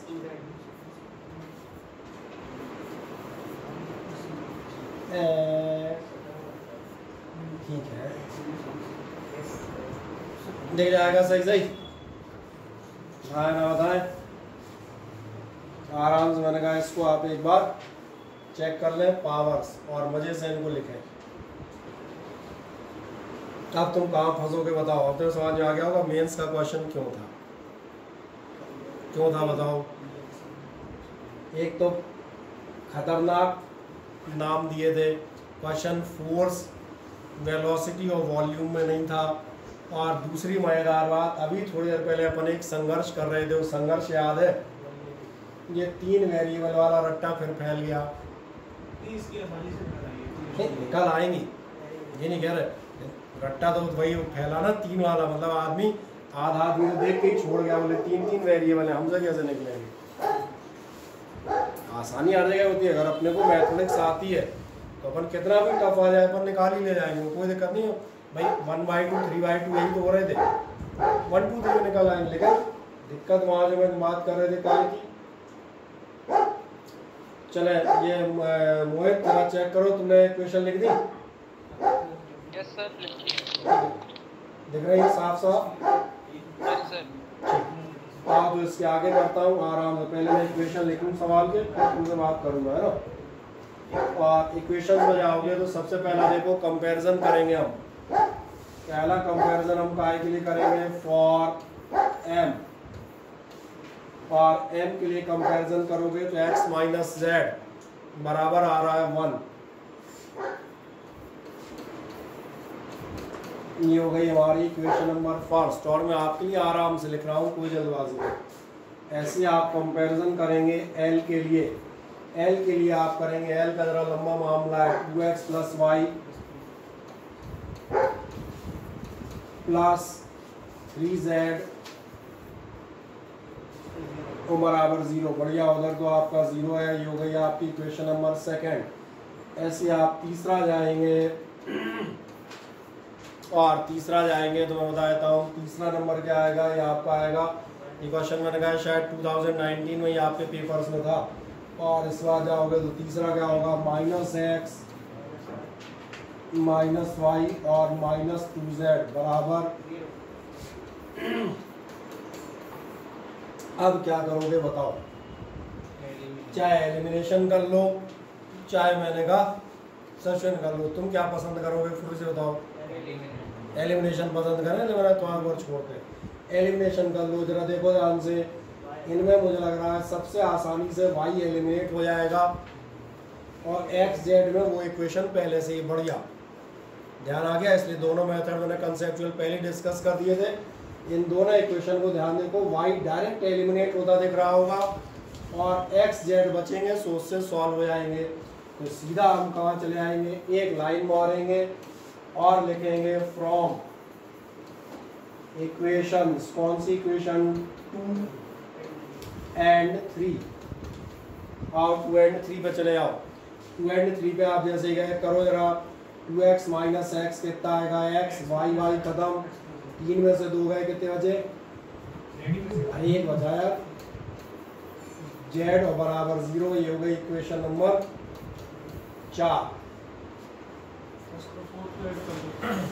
सही कह रहे हैं, पहली और चौथी आराम से सॉल्व हो जाएंगी। कई बार आपको ऐसा ही मिलेगा, झटके में सॉल्व हो जाएंगी, कई बार एलिमिनेशन में टाइम भी लगेगा, तो डिपेंड करता है तुम्हारी किस्मत क्या कहती है। इस बारे में हम क्या कह सकते हैं, हमारी तो अब भी इक्वेशन है, तब भी इक्वेशन थी।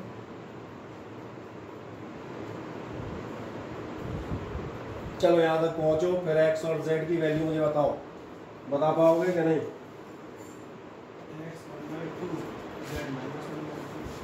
ओरल हो जाएगा, z खत्म, 2x बराबर 1, यानी x बराबर, एक लाइन लिख देता हूँ बस, उसको आप सॉल्व कर लें। फ्रॉम इक्वेशन 4, और डाउट हो तो पूछ लेना भैया, झिझकना नहीं।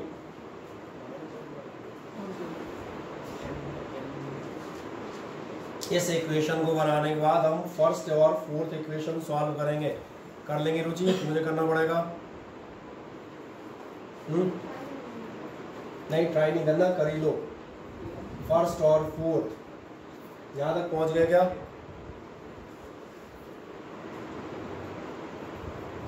सर हो गया मोहित?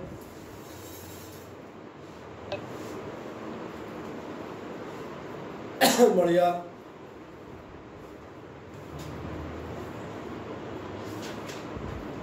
और एक मजेदार बात बताता हूँ, क्या आप यहाँ तक पहुँच गए? पहले मुझे बताएं सभी लोग, पहुँच गए रुचि यहाँ तक? फर्स्ट और फोर्थ में ध्यान से देखना, सॉल्व ही नहीं करना है। वैसे तो मैं कर देता हूँ, लेकिन ध्यान रखना अब आपकी रफ्तार कुछ दिनों बाद कम से कम तेज हो जाए। यही है आपकी, नहीं हाँ यही है, ये आपकी फर्स्ट है और ये आपकी फोर्थ है। एक्चुअली याद देखना, मैं इनको ओरल जोड़ देता, 2x z खत्म 1, सही है। कितना हो जाएगा आपका? 2x बराबर 1, यानी कि आपका पहली वैल्यू आ गई, और पहली वैल्यू कितनी आ गई? x बराबर 1/2। और एक मजेदार बात देखो ध्यान से, अगर x बराबर 1/2 आई तो z बराबर कितना होगा? x बराबर 1/2 है, कितना जोड़ दूंगे 0 हो जाए, -1/2। इसलिए सिंपल लिख देता हूँ, हेंस z बराबर हो गया -1/2। कि सॉल्व करोगे, सॉल्व कर लेना, उसमें क्या है, फ्रॉम इसमें रख के एक लाइन और लगेगी, तुम कहोगे तो वो भी मैं लिख दूंगा।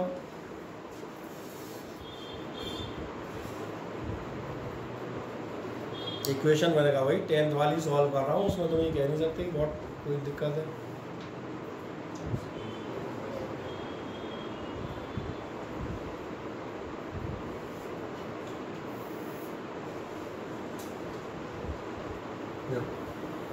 आराम से निकाल दें, 2x = 1, यानी कि x बराबर 1/2, z बराबर आपका होगा -1/2। जब x और z दोनों निकल गए तो फिर y निकालो। उसके लिए मुझे ऊपर जाना पड़ेगा। तुम इक्वेशन बताओ कोई सी भी जो सिंपल सी हो, कोई सस्ती इक्वेशन बता दो तीनों में से। 2x + y + 3z 2x + y + 3z + 3z बराबर 0। कौन सी इक्वेशन दी है? सेकंड। तो तुम यहाँ पलटने जाएंगे, ऊपर कहाँ पलटेंगे? कुछ लोग यहाँ से नोट कर रहे हो, अपना नोट करते रहे। मैंने मान लिया ये इक्वेशन नंबर सेकंड थी, वही पुराना तरीका है यार, ऐसे ही निकालते रहे हो। कितना हो जाएगा? 2x का मतलब +y + 3z, यानी माइनस का 3/2 बराबर 0। ये 2 और 2 कैंसिल हो गए, y बराबर कितना हो जाएगा? इधर भेज दोगे, प्लस का 3/2 और माइनस का 1, और 1.5 में से 1 गया तो आधा बचेगा, मैंने कुल मिला के y बराबर हो जाएगा। तो ये मैंने कहा ये कैलकुलेशन से ओनली, आप चाहें तो इन्हें जल्दी कर सकते हैं, आप चाहें तो इन्हें एक आध लाइन बढ़ा के भी कर सकते हैं। बाकी मेरा कार्यक्रम समाप्त हो गया। आराम से तीनों इक्वेशंस के आप सॉल्यूशन दिखा दें, कोई शंका रह जाए तो मुझे एक बार बता दें। तो फिजिक्स के पार्ट में आपको कोई शंका नहीं है ऐसा मेरा मानना है। इनको आप एक बार हाथ से घर पे कर भी सकते हैं।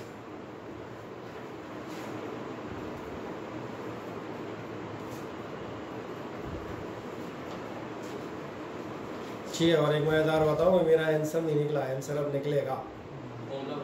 हाँ, पहले तो इतना देख लो, क्या इतना सभी का हो जाता है? थोड़ा ऊपर खिसका लूं।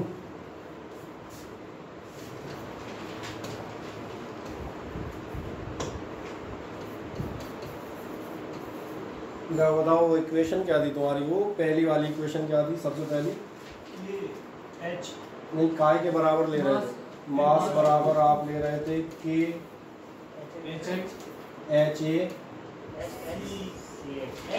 Sir X Y Z H X और क्या था? C Y G Z. ठीक है, ये आपने मानी थी।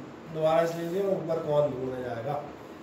अगर ये आपने लिया था तो आप ध्यान देंगे एन इज इक्वल्स टू आपका निकल आया, कितना निकल आया? के एच की पावर एक्स, एक्स बोले तो 1/2, सी की पावर वाई, सी की पावर वाई का मतलब 1/2 और जी की पावर -1/2। अच्छा, अगर आप मेंस में थे तो मेंस में आपका आंसर यही खत्म था। मेरा सवाल ने सिर्फ पावर पूछी थी। अगर आप बोर्ड एग्जाम में लटकेंगे तो आपसे कहेगा फॉर्मूला निकालो, इसलिए हमें ये 3 लाइनें और चलनी पड़ेंगी। 3 नहीं, मतलब ये तो खैर चलो लिखी थी। एक तो आपको ये बतानी पड़ेगी एम बराबर इतना, और आपका काम इतने में नहीं चलेगा। आप इस टाइप के 1-2 सवाल कर चुके हैं, याद है? ये सारे 1/2 अंडर रूट होंगे। ये बेचारा कैपिटल जी भी अंडर रूट होगा। हाँ, परंतु ये नेगेटिव वाला है तो इसलिए ये होगा, ये सब का 1/2 एक साथ हमने समा दिया। h का 1/2, c का 1/2 और g का अपॉन में 1/2। ठीक, ये आपका फाइनल फॉर्मूला हो गया। आ जाए यहाँ तक। That's all for this part. आपकी प्रैक्टिस के लिए भी 2 और बकाया है।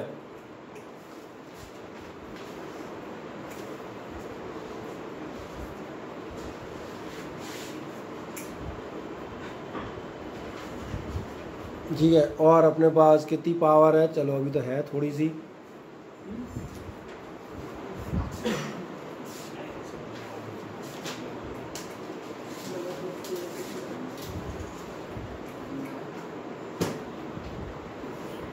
चले, क्या इतना मिल गया? है ना, बताए किसी को कोई दिक्कत?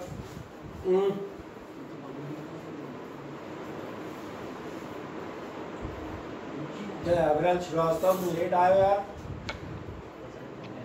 यस सर, थोड़ा लेट हो गया था सर। अच्छा, चलो कोई दिक्कत नहीं। सवाल तो आ रहे हैं कि नहीं आ रहे? आ रहे हैं सर। ठीक है, चले रोहिणी और आस्था आप बता दें, कंप्लीट कर दिया आपने? Yes sir. कोई दिक्कत इसमें? कोई डाउट कहीं से कहीं तक? No sir. नहीं, बढ़िया। अब इसी का मैं सेकंड पार्ट की हिंट लिख देता हूँ आपके लिए। सेकंड पार्ट पर अगर आप जाएंगे, सेकंड पार्ट में जो आप पूछ रहे थे क्या एक्स वाई जेड की वैल्यू होंगी? एक्स वाई जेड की वैल्यू नहीं होंगी, नहीं तो फॉर्मूला फिर से ही निकल आएगा। एक्स वाई जेड की वैल्यू सेम रख दो तो फॉर्मूला वही नहीं हो जाएगा वापस। आपकी बार माने चले, आपको दिखाना है लेंथ। मैं सिर्फ एक लाइन लिख देता हूँ। अगर लेंथ वाला करोगे तो लेंथ वाले में आपको क्या करना है ये मैं दिखा देता हूँ। कुछ नहीं करना है जो यहाँ कर रहे थे, आप करेंगे लेंथ प्रोपोर्शनेट। अब ये मत कहना ये वाला एक्स क्यों हुआ? एक्स हर क्वेश्चन के लिए एक्स होता है।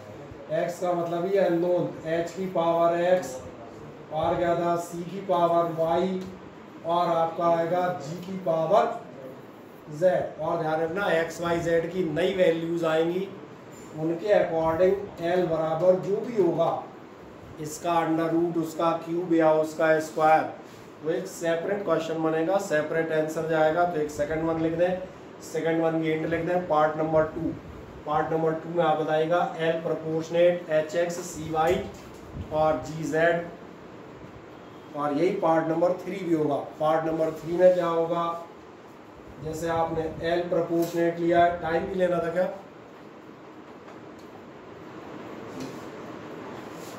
थर्ड पार्ट जब आप सॉल्व करेंगे उसमें रहेगा T प्रोपोर्शनेट,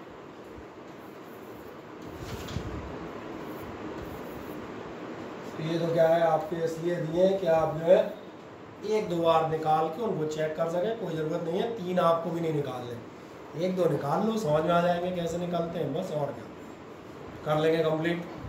ठीक, छोड़ दूँ यहाँ पर। हाँ, नेक्स्ट एक आप जाएंगे सवाल अगले क्वेश्चन पर। अगला हमारे लिए क्या है, अगला है ध्यान देखना, ये भी सेम क्वेश्चन है, ध्यान से देखो, एग्जैक्टली सेम क्वेश्चन है, पढ़ो ध्यान से देखो, अपने आप समझ में आ जाएगा क्या कह रहा है। ये अब ये मतलब जो भी हो, आर टेकन एज फंडामेंटल या बेसिक क्वांटिटीज। अब आपने इनको बेस मान लिया तो समझ में आ रहा होगा, it is for practice only. अब कह रहा है find the dimensions of force. अब तुम फोर्स की डायमेंशन पता लगाओ। अगेन मैं बताऊंगा क्वेश्चन फ्रॉम और पिछले मेंस के पेपर उठा लो 10 साल के, अपने आप मिला लेना, इसमें निकलवाएंगे, ये तुम्हारा काम है। क्या करेंगे हम, सिर्फ एक छोटी सी लाइन लिख देते हैं, और कौन सी छोटी सी लाइन लिख देंगे, ध्यान से देखो, find the dimensions of force. Force की पता लगाना चाह रहा है, तो मैंने लिखा फोर्स प्रोपोर्शनेट होगा, काय के प्रोपोर्शनेट होगा, अरे एक्स ही कर लेता हूँ, चलो एक्स वाई जेड में मजा आ रहा है ना, मजा भी तो कुछ होना चाहिए। और क्या है, एक्सीलरेशन ड्यू टू ग्रेविटी, और फ्रीक्वेंसी एफ, छोटा एफ, बस और तो कुछ नहीं करना है, जो आदत रहती है कई बार।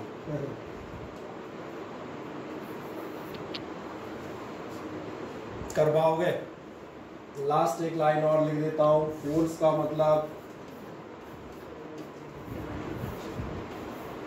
इज इक्वल्स टू के आएगा, एक स्टेप में चबा गया हूँ, दिख रहा है, तो के वाला खा गया, अब तुम कई बार कर चुके ना, अब क्या लिखना, M naught L naught T naught density यानी कि ml-3 पावर एक्स, और क्या होगा आपका acceleration due to gravity LT-2 power Y, और साथ में फ्रीक्वेंसी का क्या होता है 1 टाइम पीरियड यानी कि T-1 और power z।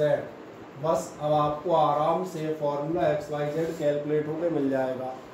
I hope so this much hint, ये कंप्लीट फिजिक्स सॉल्व कर दी है मैंने। इसके आगे जो कुछ भी करना है वो 10th की मैथमेटिक्स है, XYZ की वैल्यू। बोलो तुम क्या गुप्त वार्तालाप कर रहे हो, नहीं तो बताओ हमें, बोलो आदित्य शर्मा। मैंने बोला ये पूछ रहा था कि ये पूरे हो गए विदाउट एनी, समझ नहीं आया, मुझसे पूछ रहा था क्वेश्चन पूरे कर लिए बिना किसी मदद के। कहाँ से कर लेगा बिना किसी मदद के, ये याद कर रहे हो क्या, नहीं सर करके लाया इसलिए। तो क्या हुआ, उसको भी हमारी मदद लगी है, तुम्हें क्या लगता है, अगर बिना मदद के कर लेता तो लगता है मैं यहाँ बैठता तो घर में, और लड़ने में चला था वो साहब, पिछले दिनों इंस्टॉलमेंट जमा किया था वापस करो, मैं नहीं पढ़ा। चले यार 3 पर्याप्त है, इसके आगे मैंने कहा, इसके आगे जो है, इसके आगे आपको क्या लगेगी, इसके आगे लिटरल आपकी लगेगी हाई स्कूल मैथ्स। मैंने कहा फिजिक्स जो मैं पढ़ाने के लिए खड़ा हुआ हूँ वो यहाँ पे एंड हो गई थी, बस आप XYZ निकाल लें। चलें इस क्वेश्चन को हम ले लेते हैं, question number 17। Question number 17 again it is repeated. अब भी कितनों को नहीं समझ में आया कि मैं फिर रिपीट कर रहा हूँ सेम पैटर्न, केवल लैंग्वेज में थोड़ा बदलाव है। अगर आपके this would have been the fundamental units, अगर ये फंडामेंटल हुआ करते तो फिर आपको क्या बताना है, what would be the dimensions of मास। तो मास की क्या हुआ करती, हमने कहा ये हुआ करती, क्या हुआ करती, मास प्रोपोर्शनेट, दिख रहा है फोर्स, चलो तुम x कह रहे हो, मैंने x ही ले लिया, लेंथ एंड टाइम। अब तो समझ में आ रहा होगा, तुम इस क्वेश्चन को कर सकते हो, करो या नहीं करो एक अलग मटेरियल है, लेकिन ऐसा नहीं लग रहा होगा कोई अलग क्वेश्चन है। We have done it, already कह दिया है। क्या है इसको किया, आदमी कहता है हाँ किया है, इससे मिलता होता है ये नहीं किया, बगल वाला किया था, हो जाएंगे, कोई समस्या नहीं। कोशिश कीजिएगा कुछ क्वेश्चंस आप कर लीजिएगा, इतने इसीलिए देते हैं प्रैक्टिस के लिए कि आप जब फालतू हो तो आप कर लें। ये भी आप देखें, पिछली बार फंडामेंटल कह रहे थे, अब की बार कह दिया basic quantities, velocity, time and force, find the dimensions of mass. क्या हो जाएगा ध्यान देखना, find the dimensions of mass, mass की डायमेंशन फाइंड आउट करनी है। जबकि अब फंडामेंटल किसको मान रहे हो, वेलोसिटी, टाइम। चलो हमारी दिक्कत है, हमारी आदत जनरली ए भी मानने की, तो तुम वाई मान लो, और आपने क्या लिया है, फोर्स। सबकी डायमेंशन यहाँ तक आते आते आपको मालूम है। This question can also be solve by you simply, so just right another hint, that's all. Question number 17 और 18 में हिंट लिख दें। कहाँ से तुमने हिंट लिखना बंद कर दी थी, ये वाली आपने नोट कर दी थी क्या, हिंट इतनी बस। क्वेश्चन नंबर हमने कहा 17 की हिंट नोट कर दें। कब लग रहा होगा हाँ ये तो हो जाएंगे ना, क्या और कौन सा कर दिया था, फिर से दिखाओ कौन सा था मैंने, 17 दिया था। मास डिपेंड करता है फोर्स पर, लेंथ पर और टाइम पर। फोर्स, लेंथ, टाइम सीधा लिखे और एक बार में पावर चढ़ा देते हैं, एक्स वाई जेड, चाहे ABC आप जो चढ़ाना चाहो, ठीक है।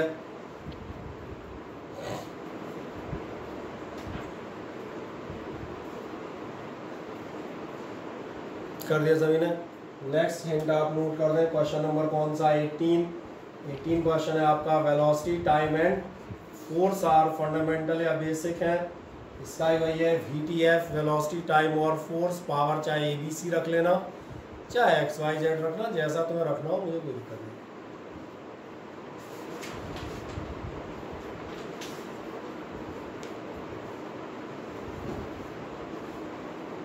और आप आगे जाएंगे, question number 19, convert 1 joule into अर्ग।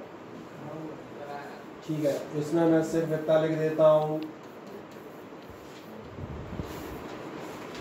कि ना, ये आपने अभी जब यूनिट आप ट्रांसफ़र कर रहे थे, यूनिट ट्रांसफ़र का शायद पहला या दूसरा यही रहा होगा। एक तो फोर्स वाला किया होगा, न्यूटन टाइम वाला, एक जूल अर्ग वाला किया होगा। देखो ध्यान से किया था क्या, अभी यूनिट कन्वर्जन शायद पिछले राउंड में करा रहे होंगे, पिछले भी करा रहे थे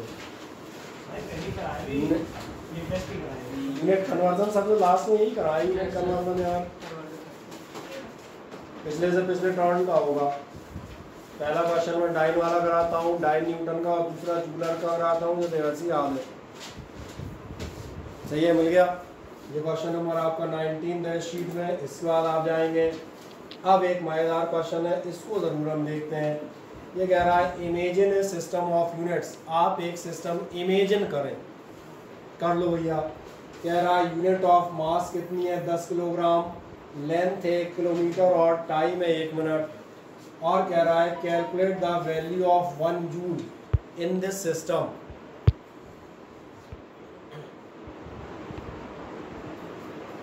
बंद हो गया उधर। आपका एक सिस्टम दिया है, आपको एक ऐसा इमेजिनरी सिस्टम मानना है जिसमें लेंथ, मास और टाइम यही है। और अब आपसे कह रहा है 1 जूल की वैल्यू इसमें निकालो। मैं फिर वहीं से स्टार्ट करूंगा, चाहे किसी भी सिस्टम में जाओ, मुझे एक बात मालूम है, इन क्वेश्चंस को आप कहते हैं P बराबर N1 U1 is equals to कितना होना चाहिए, N2 U2। चाहे पहले सिस्टम में ले चाहे दूसरे में ले, दोनों में वैल्यू सेम आएगी, बराबर आएगी। इसका मतलब आपका 1 जूल इज इक्वल्स टू कुछ ना कुछ यूनिट्स आएंगी। बस याद रखना, पिछली बार जो सिस्टम होते थे हमें उनमें मालूम होता था 1 घंटे में कितने मिनट होते हैं या कितने सेकंड होते हैं। इस नए सिस्टम की यूनिट हमें वो लेनी है जो वो कहेगा। समझ आ रहा है, मिनट आवर वो होते हैं जो हम हमेशा से होते हैं, हम वो ले लेते हैं। यहाँ पर कौन से लोगे, गिवन लोगे, तो बहुत ध्यान से देखो। कन्वर्जन ऑफ यूनिट के आपने तीनों चारों क्वेश्चन ऐसे ही किए होंगे, ऐसे ही किए थे। अब मैंने कहा था इसके बाद आप क्या काम करेंगे, जूल। जूल का मतलब याद है ml स्क्वायर टी माइनस 2 बराबर कितना आएगा n2। फिर आपकी यूनिट में क्या आएगा, क्योंकि वर्क डन है तो ये भी होगा ml स्क्वायर टी माइनस 2। क्या है, मेरी बात समझ में आ रही, वर्क डन ही है। अंतर क्या है फिर दोनों में, वो अंतर मैं फिर से एक बार दिखाता हूँ। ये पहले सिस्टम के मास लेंथ टाइम है, ये आपके दूसरे सिस्टम के मास लेंथ टाइम है। ओके, देन अगला स्टेप में आप दिलाता हूँ। इसने मैंने कहा 3 क्वेश्चन हम ये कर चुके हैं, आपको समझ में आ रहा है। n2 इज इक्वल्स टू कितना होगा, भेज दो नीचे।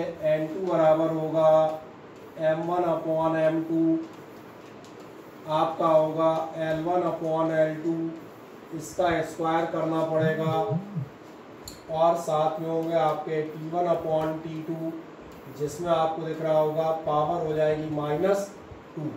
आराम से इस स्टेप तक आ जाए, बस इसके बाद छोटा सा दिमाग लगेगा, एक बिल्कुल फिद्दी सा, उसके बाद कुछ नहीं। कर दें यहाँ तक।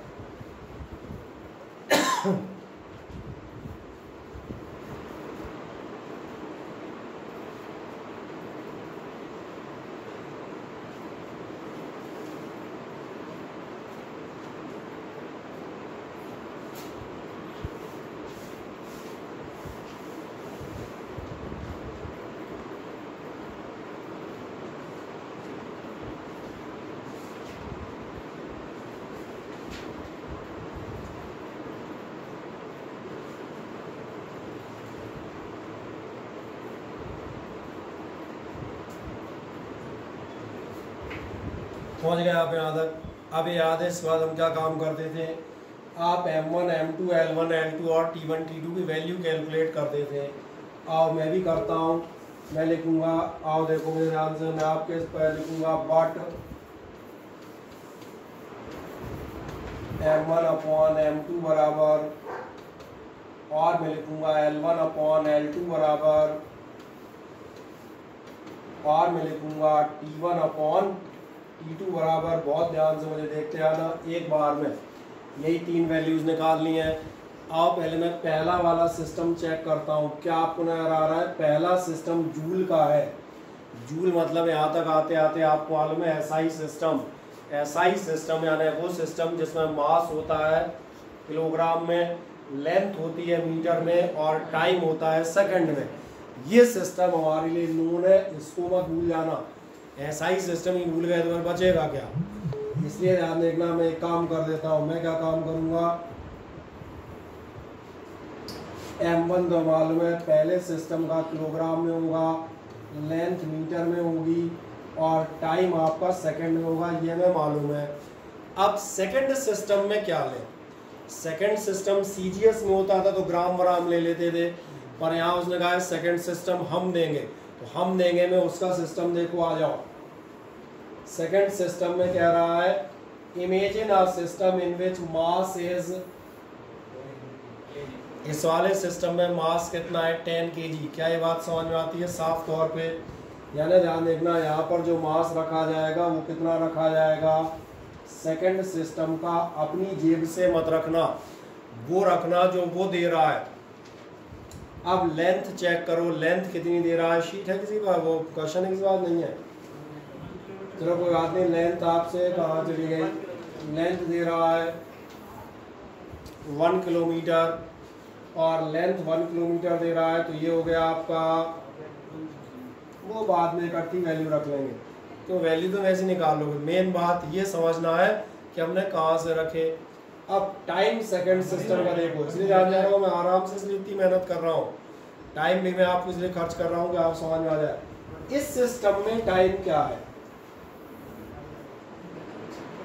इस सिस्टम में आपका टाइम है 1 मिनट। नहीं आया, बस इस सिस्टम का रखें, अपने मन से मत रखिएगा, इसका टाइम है और ध्यान से देखें क्वेश्चन हो गया, कैसे हो गया अब याद दिखा देते हैं। किलोग्राम अपॉन 10 किलोग्राम कितने आएंगे 1/10, मीटर अपॉन किलोमीटर, किलोमीटर में कितने मीटर होते हैं, है? अरे इतना सोच रहे हो, किलोमीटर में 100 नहीं होते। 1 किलो, किलो याद रखना, किलो का मतलब ही होता है 1000। शीट में आप देखना किलो, मेगा, गीगा, इन सब की आपको वैल्यूज दी गई हैं, इसलिए याद रखिएगा। ये बराबर में हर सवाल में ज़रूरत पड़ेगी, हर चैप्टर में। 1 मिनट में कितने सेकंड होते हैं? 60। तो इसका मतलब ये हो गए 60 सेकंड। नहीं आए भी समझ में, बस ये वैल्यूज निकाल दो एक लाइन में। क्या ये प्रोसेस समझ में आती है? हाँ ना बताएं। अब की बार आपने सिस्टम अपने मन से नहीं रखा है जूल वाला जरूर आपने रखा था, जूल का किलोग्राम मीटर सेकंड, लेकिन दूसरा वाला कौन सा रखा जो वो कह रहा था 10 किलोग्राम 1 किलोमीटर और 1 मिनट। उनके अकॉर्डिंग आप वैल्यूज रख दें, खत्म कहानी। रखो आराम से।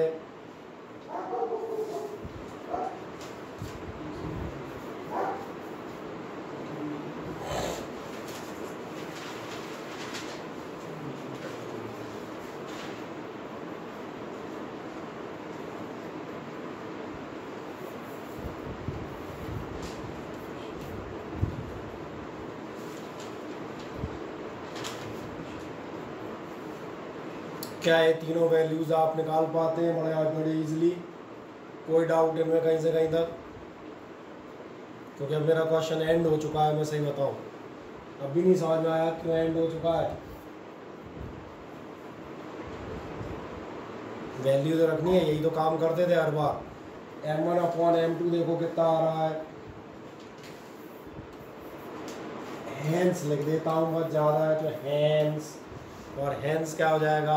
m2 बराबर m1/m2 का मतलब 1/10 L1/L2 है 1/1000 का स्क्वायर,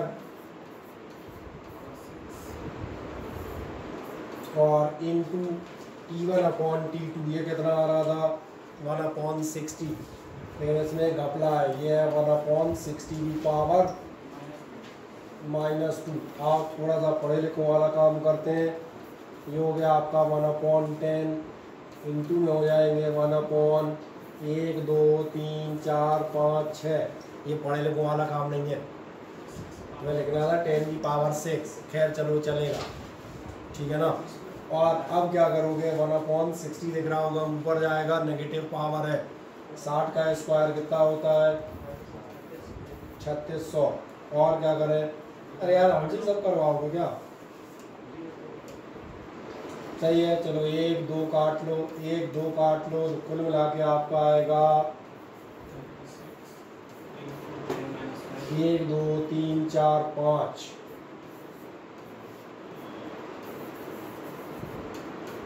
माइनस की पावर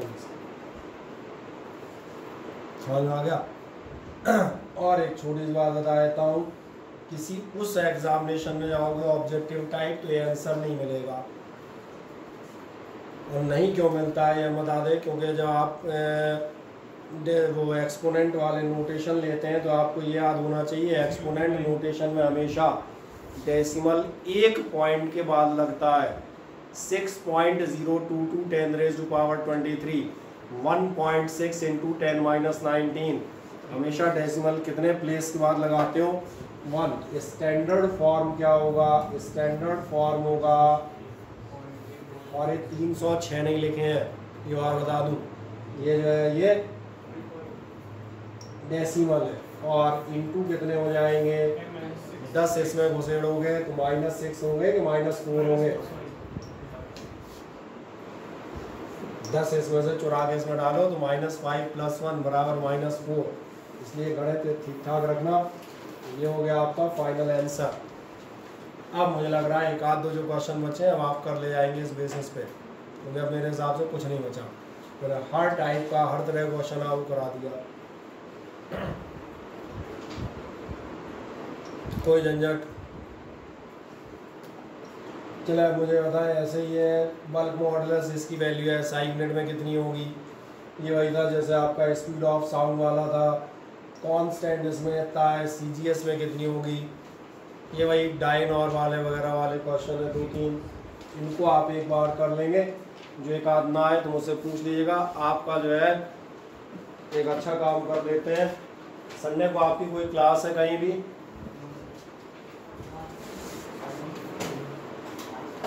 नहीं, जो अभी नहीं पता उसको हम गिनेंगे भी नहीं।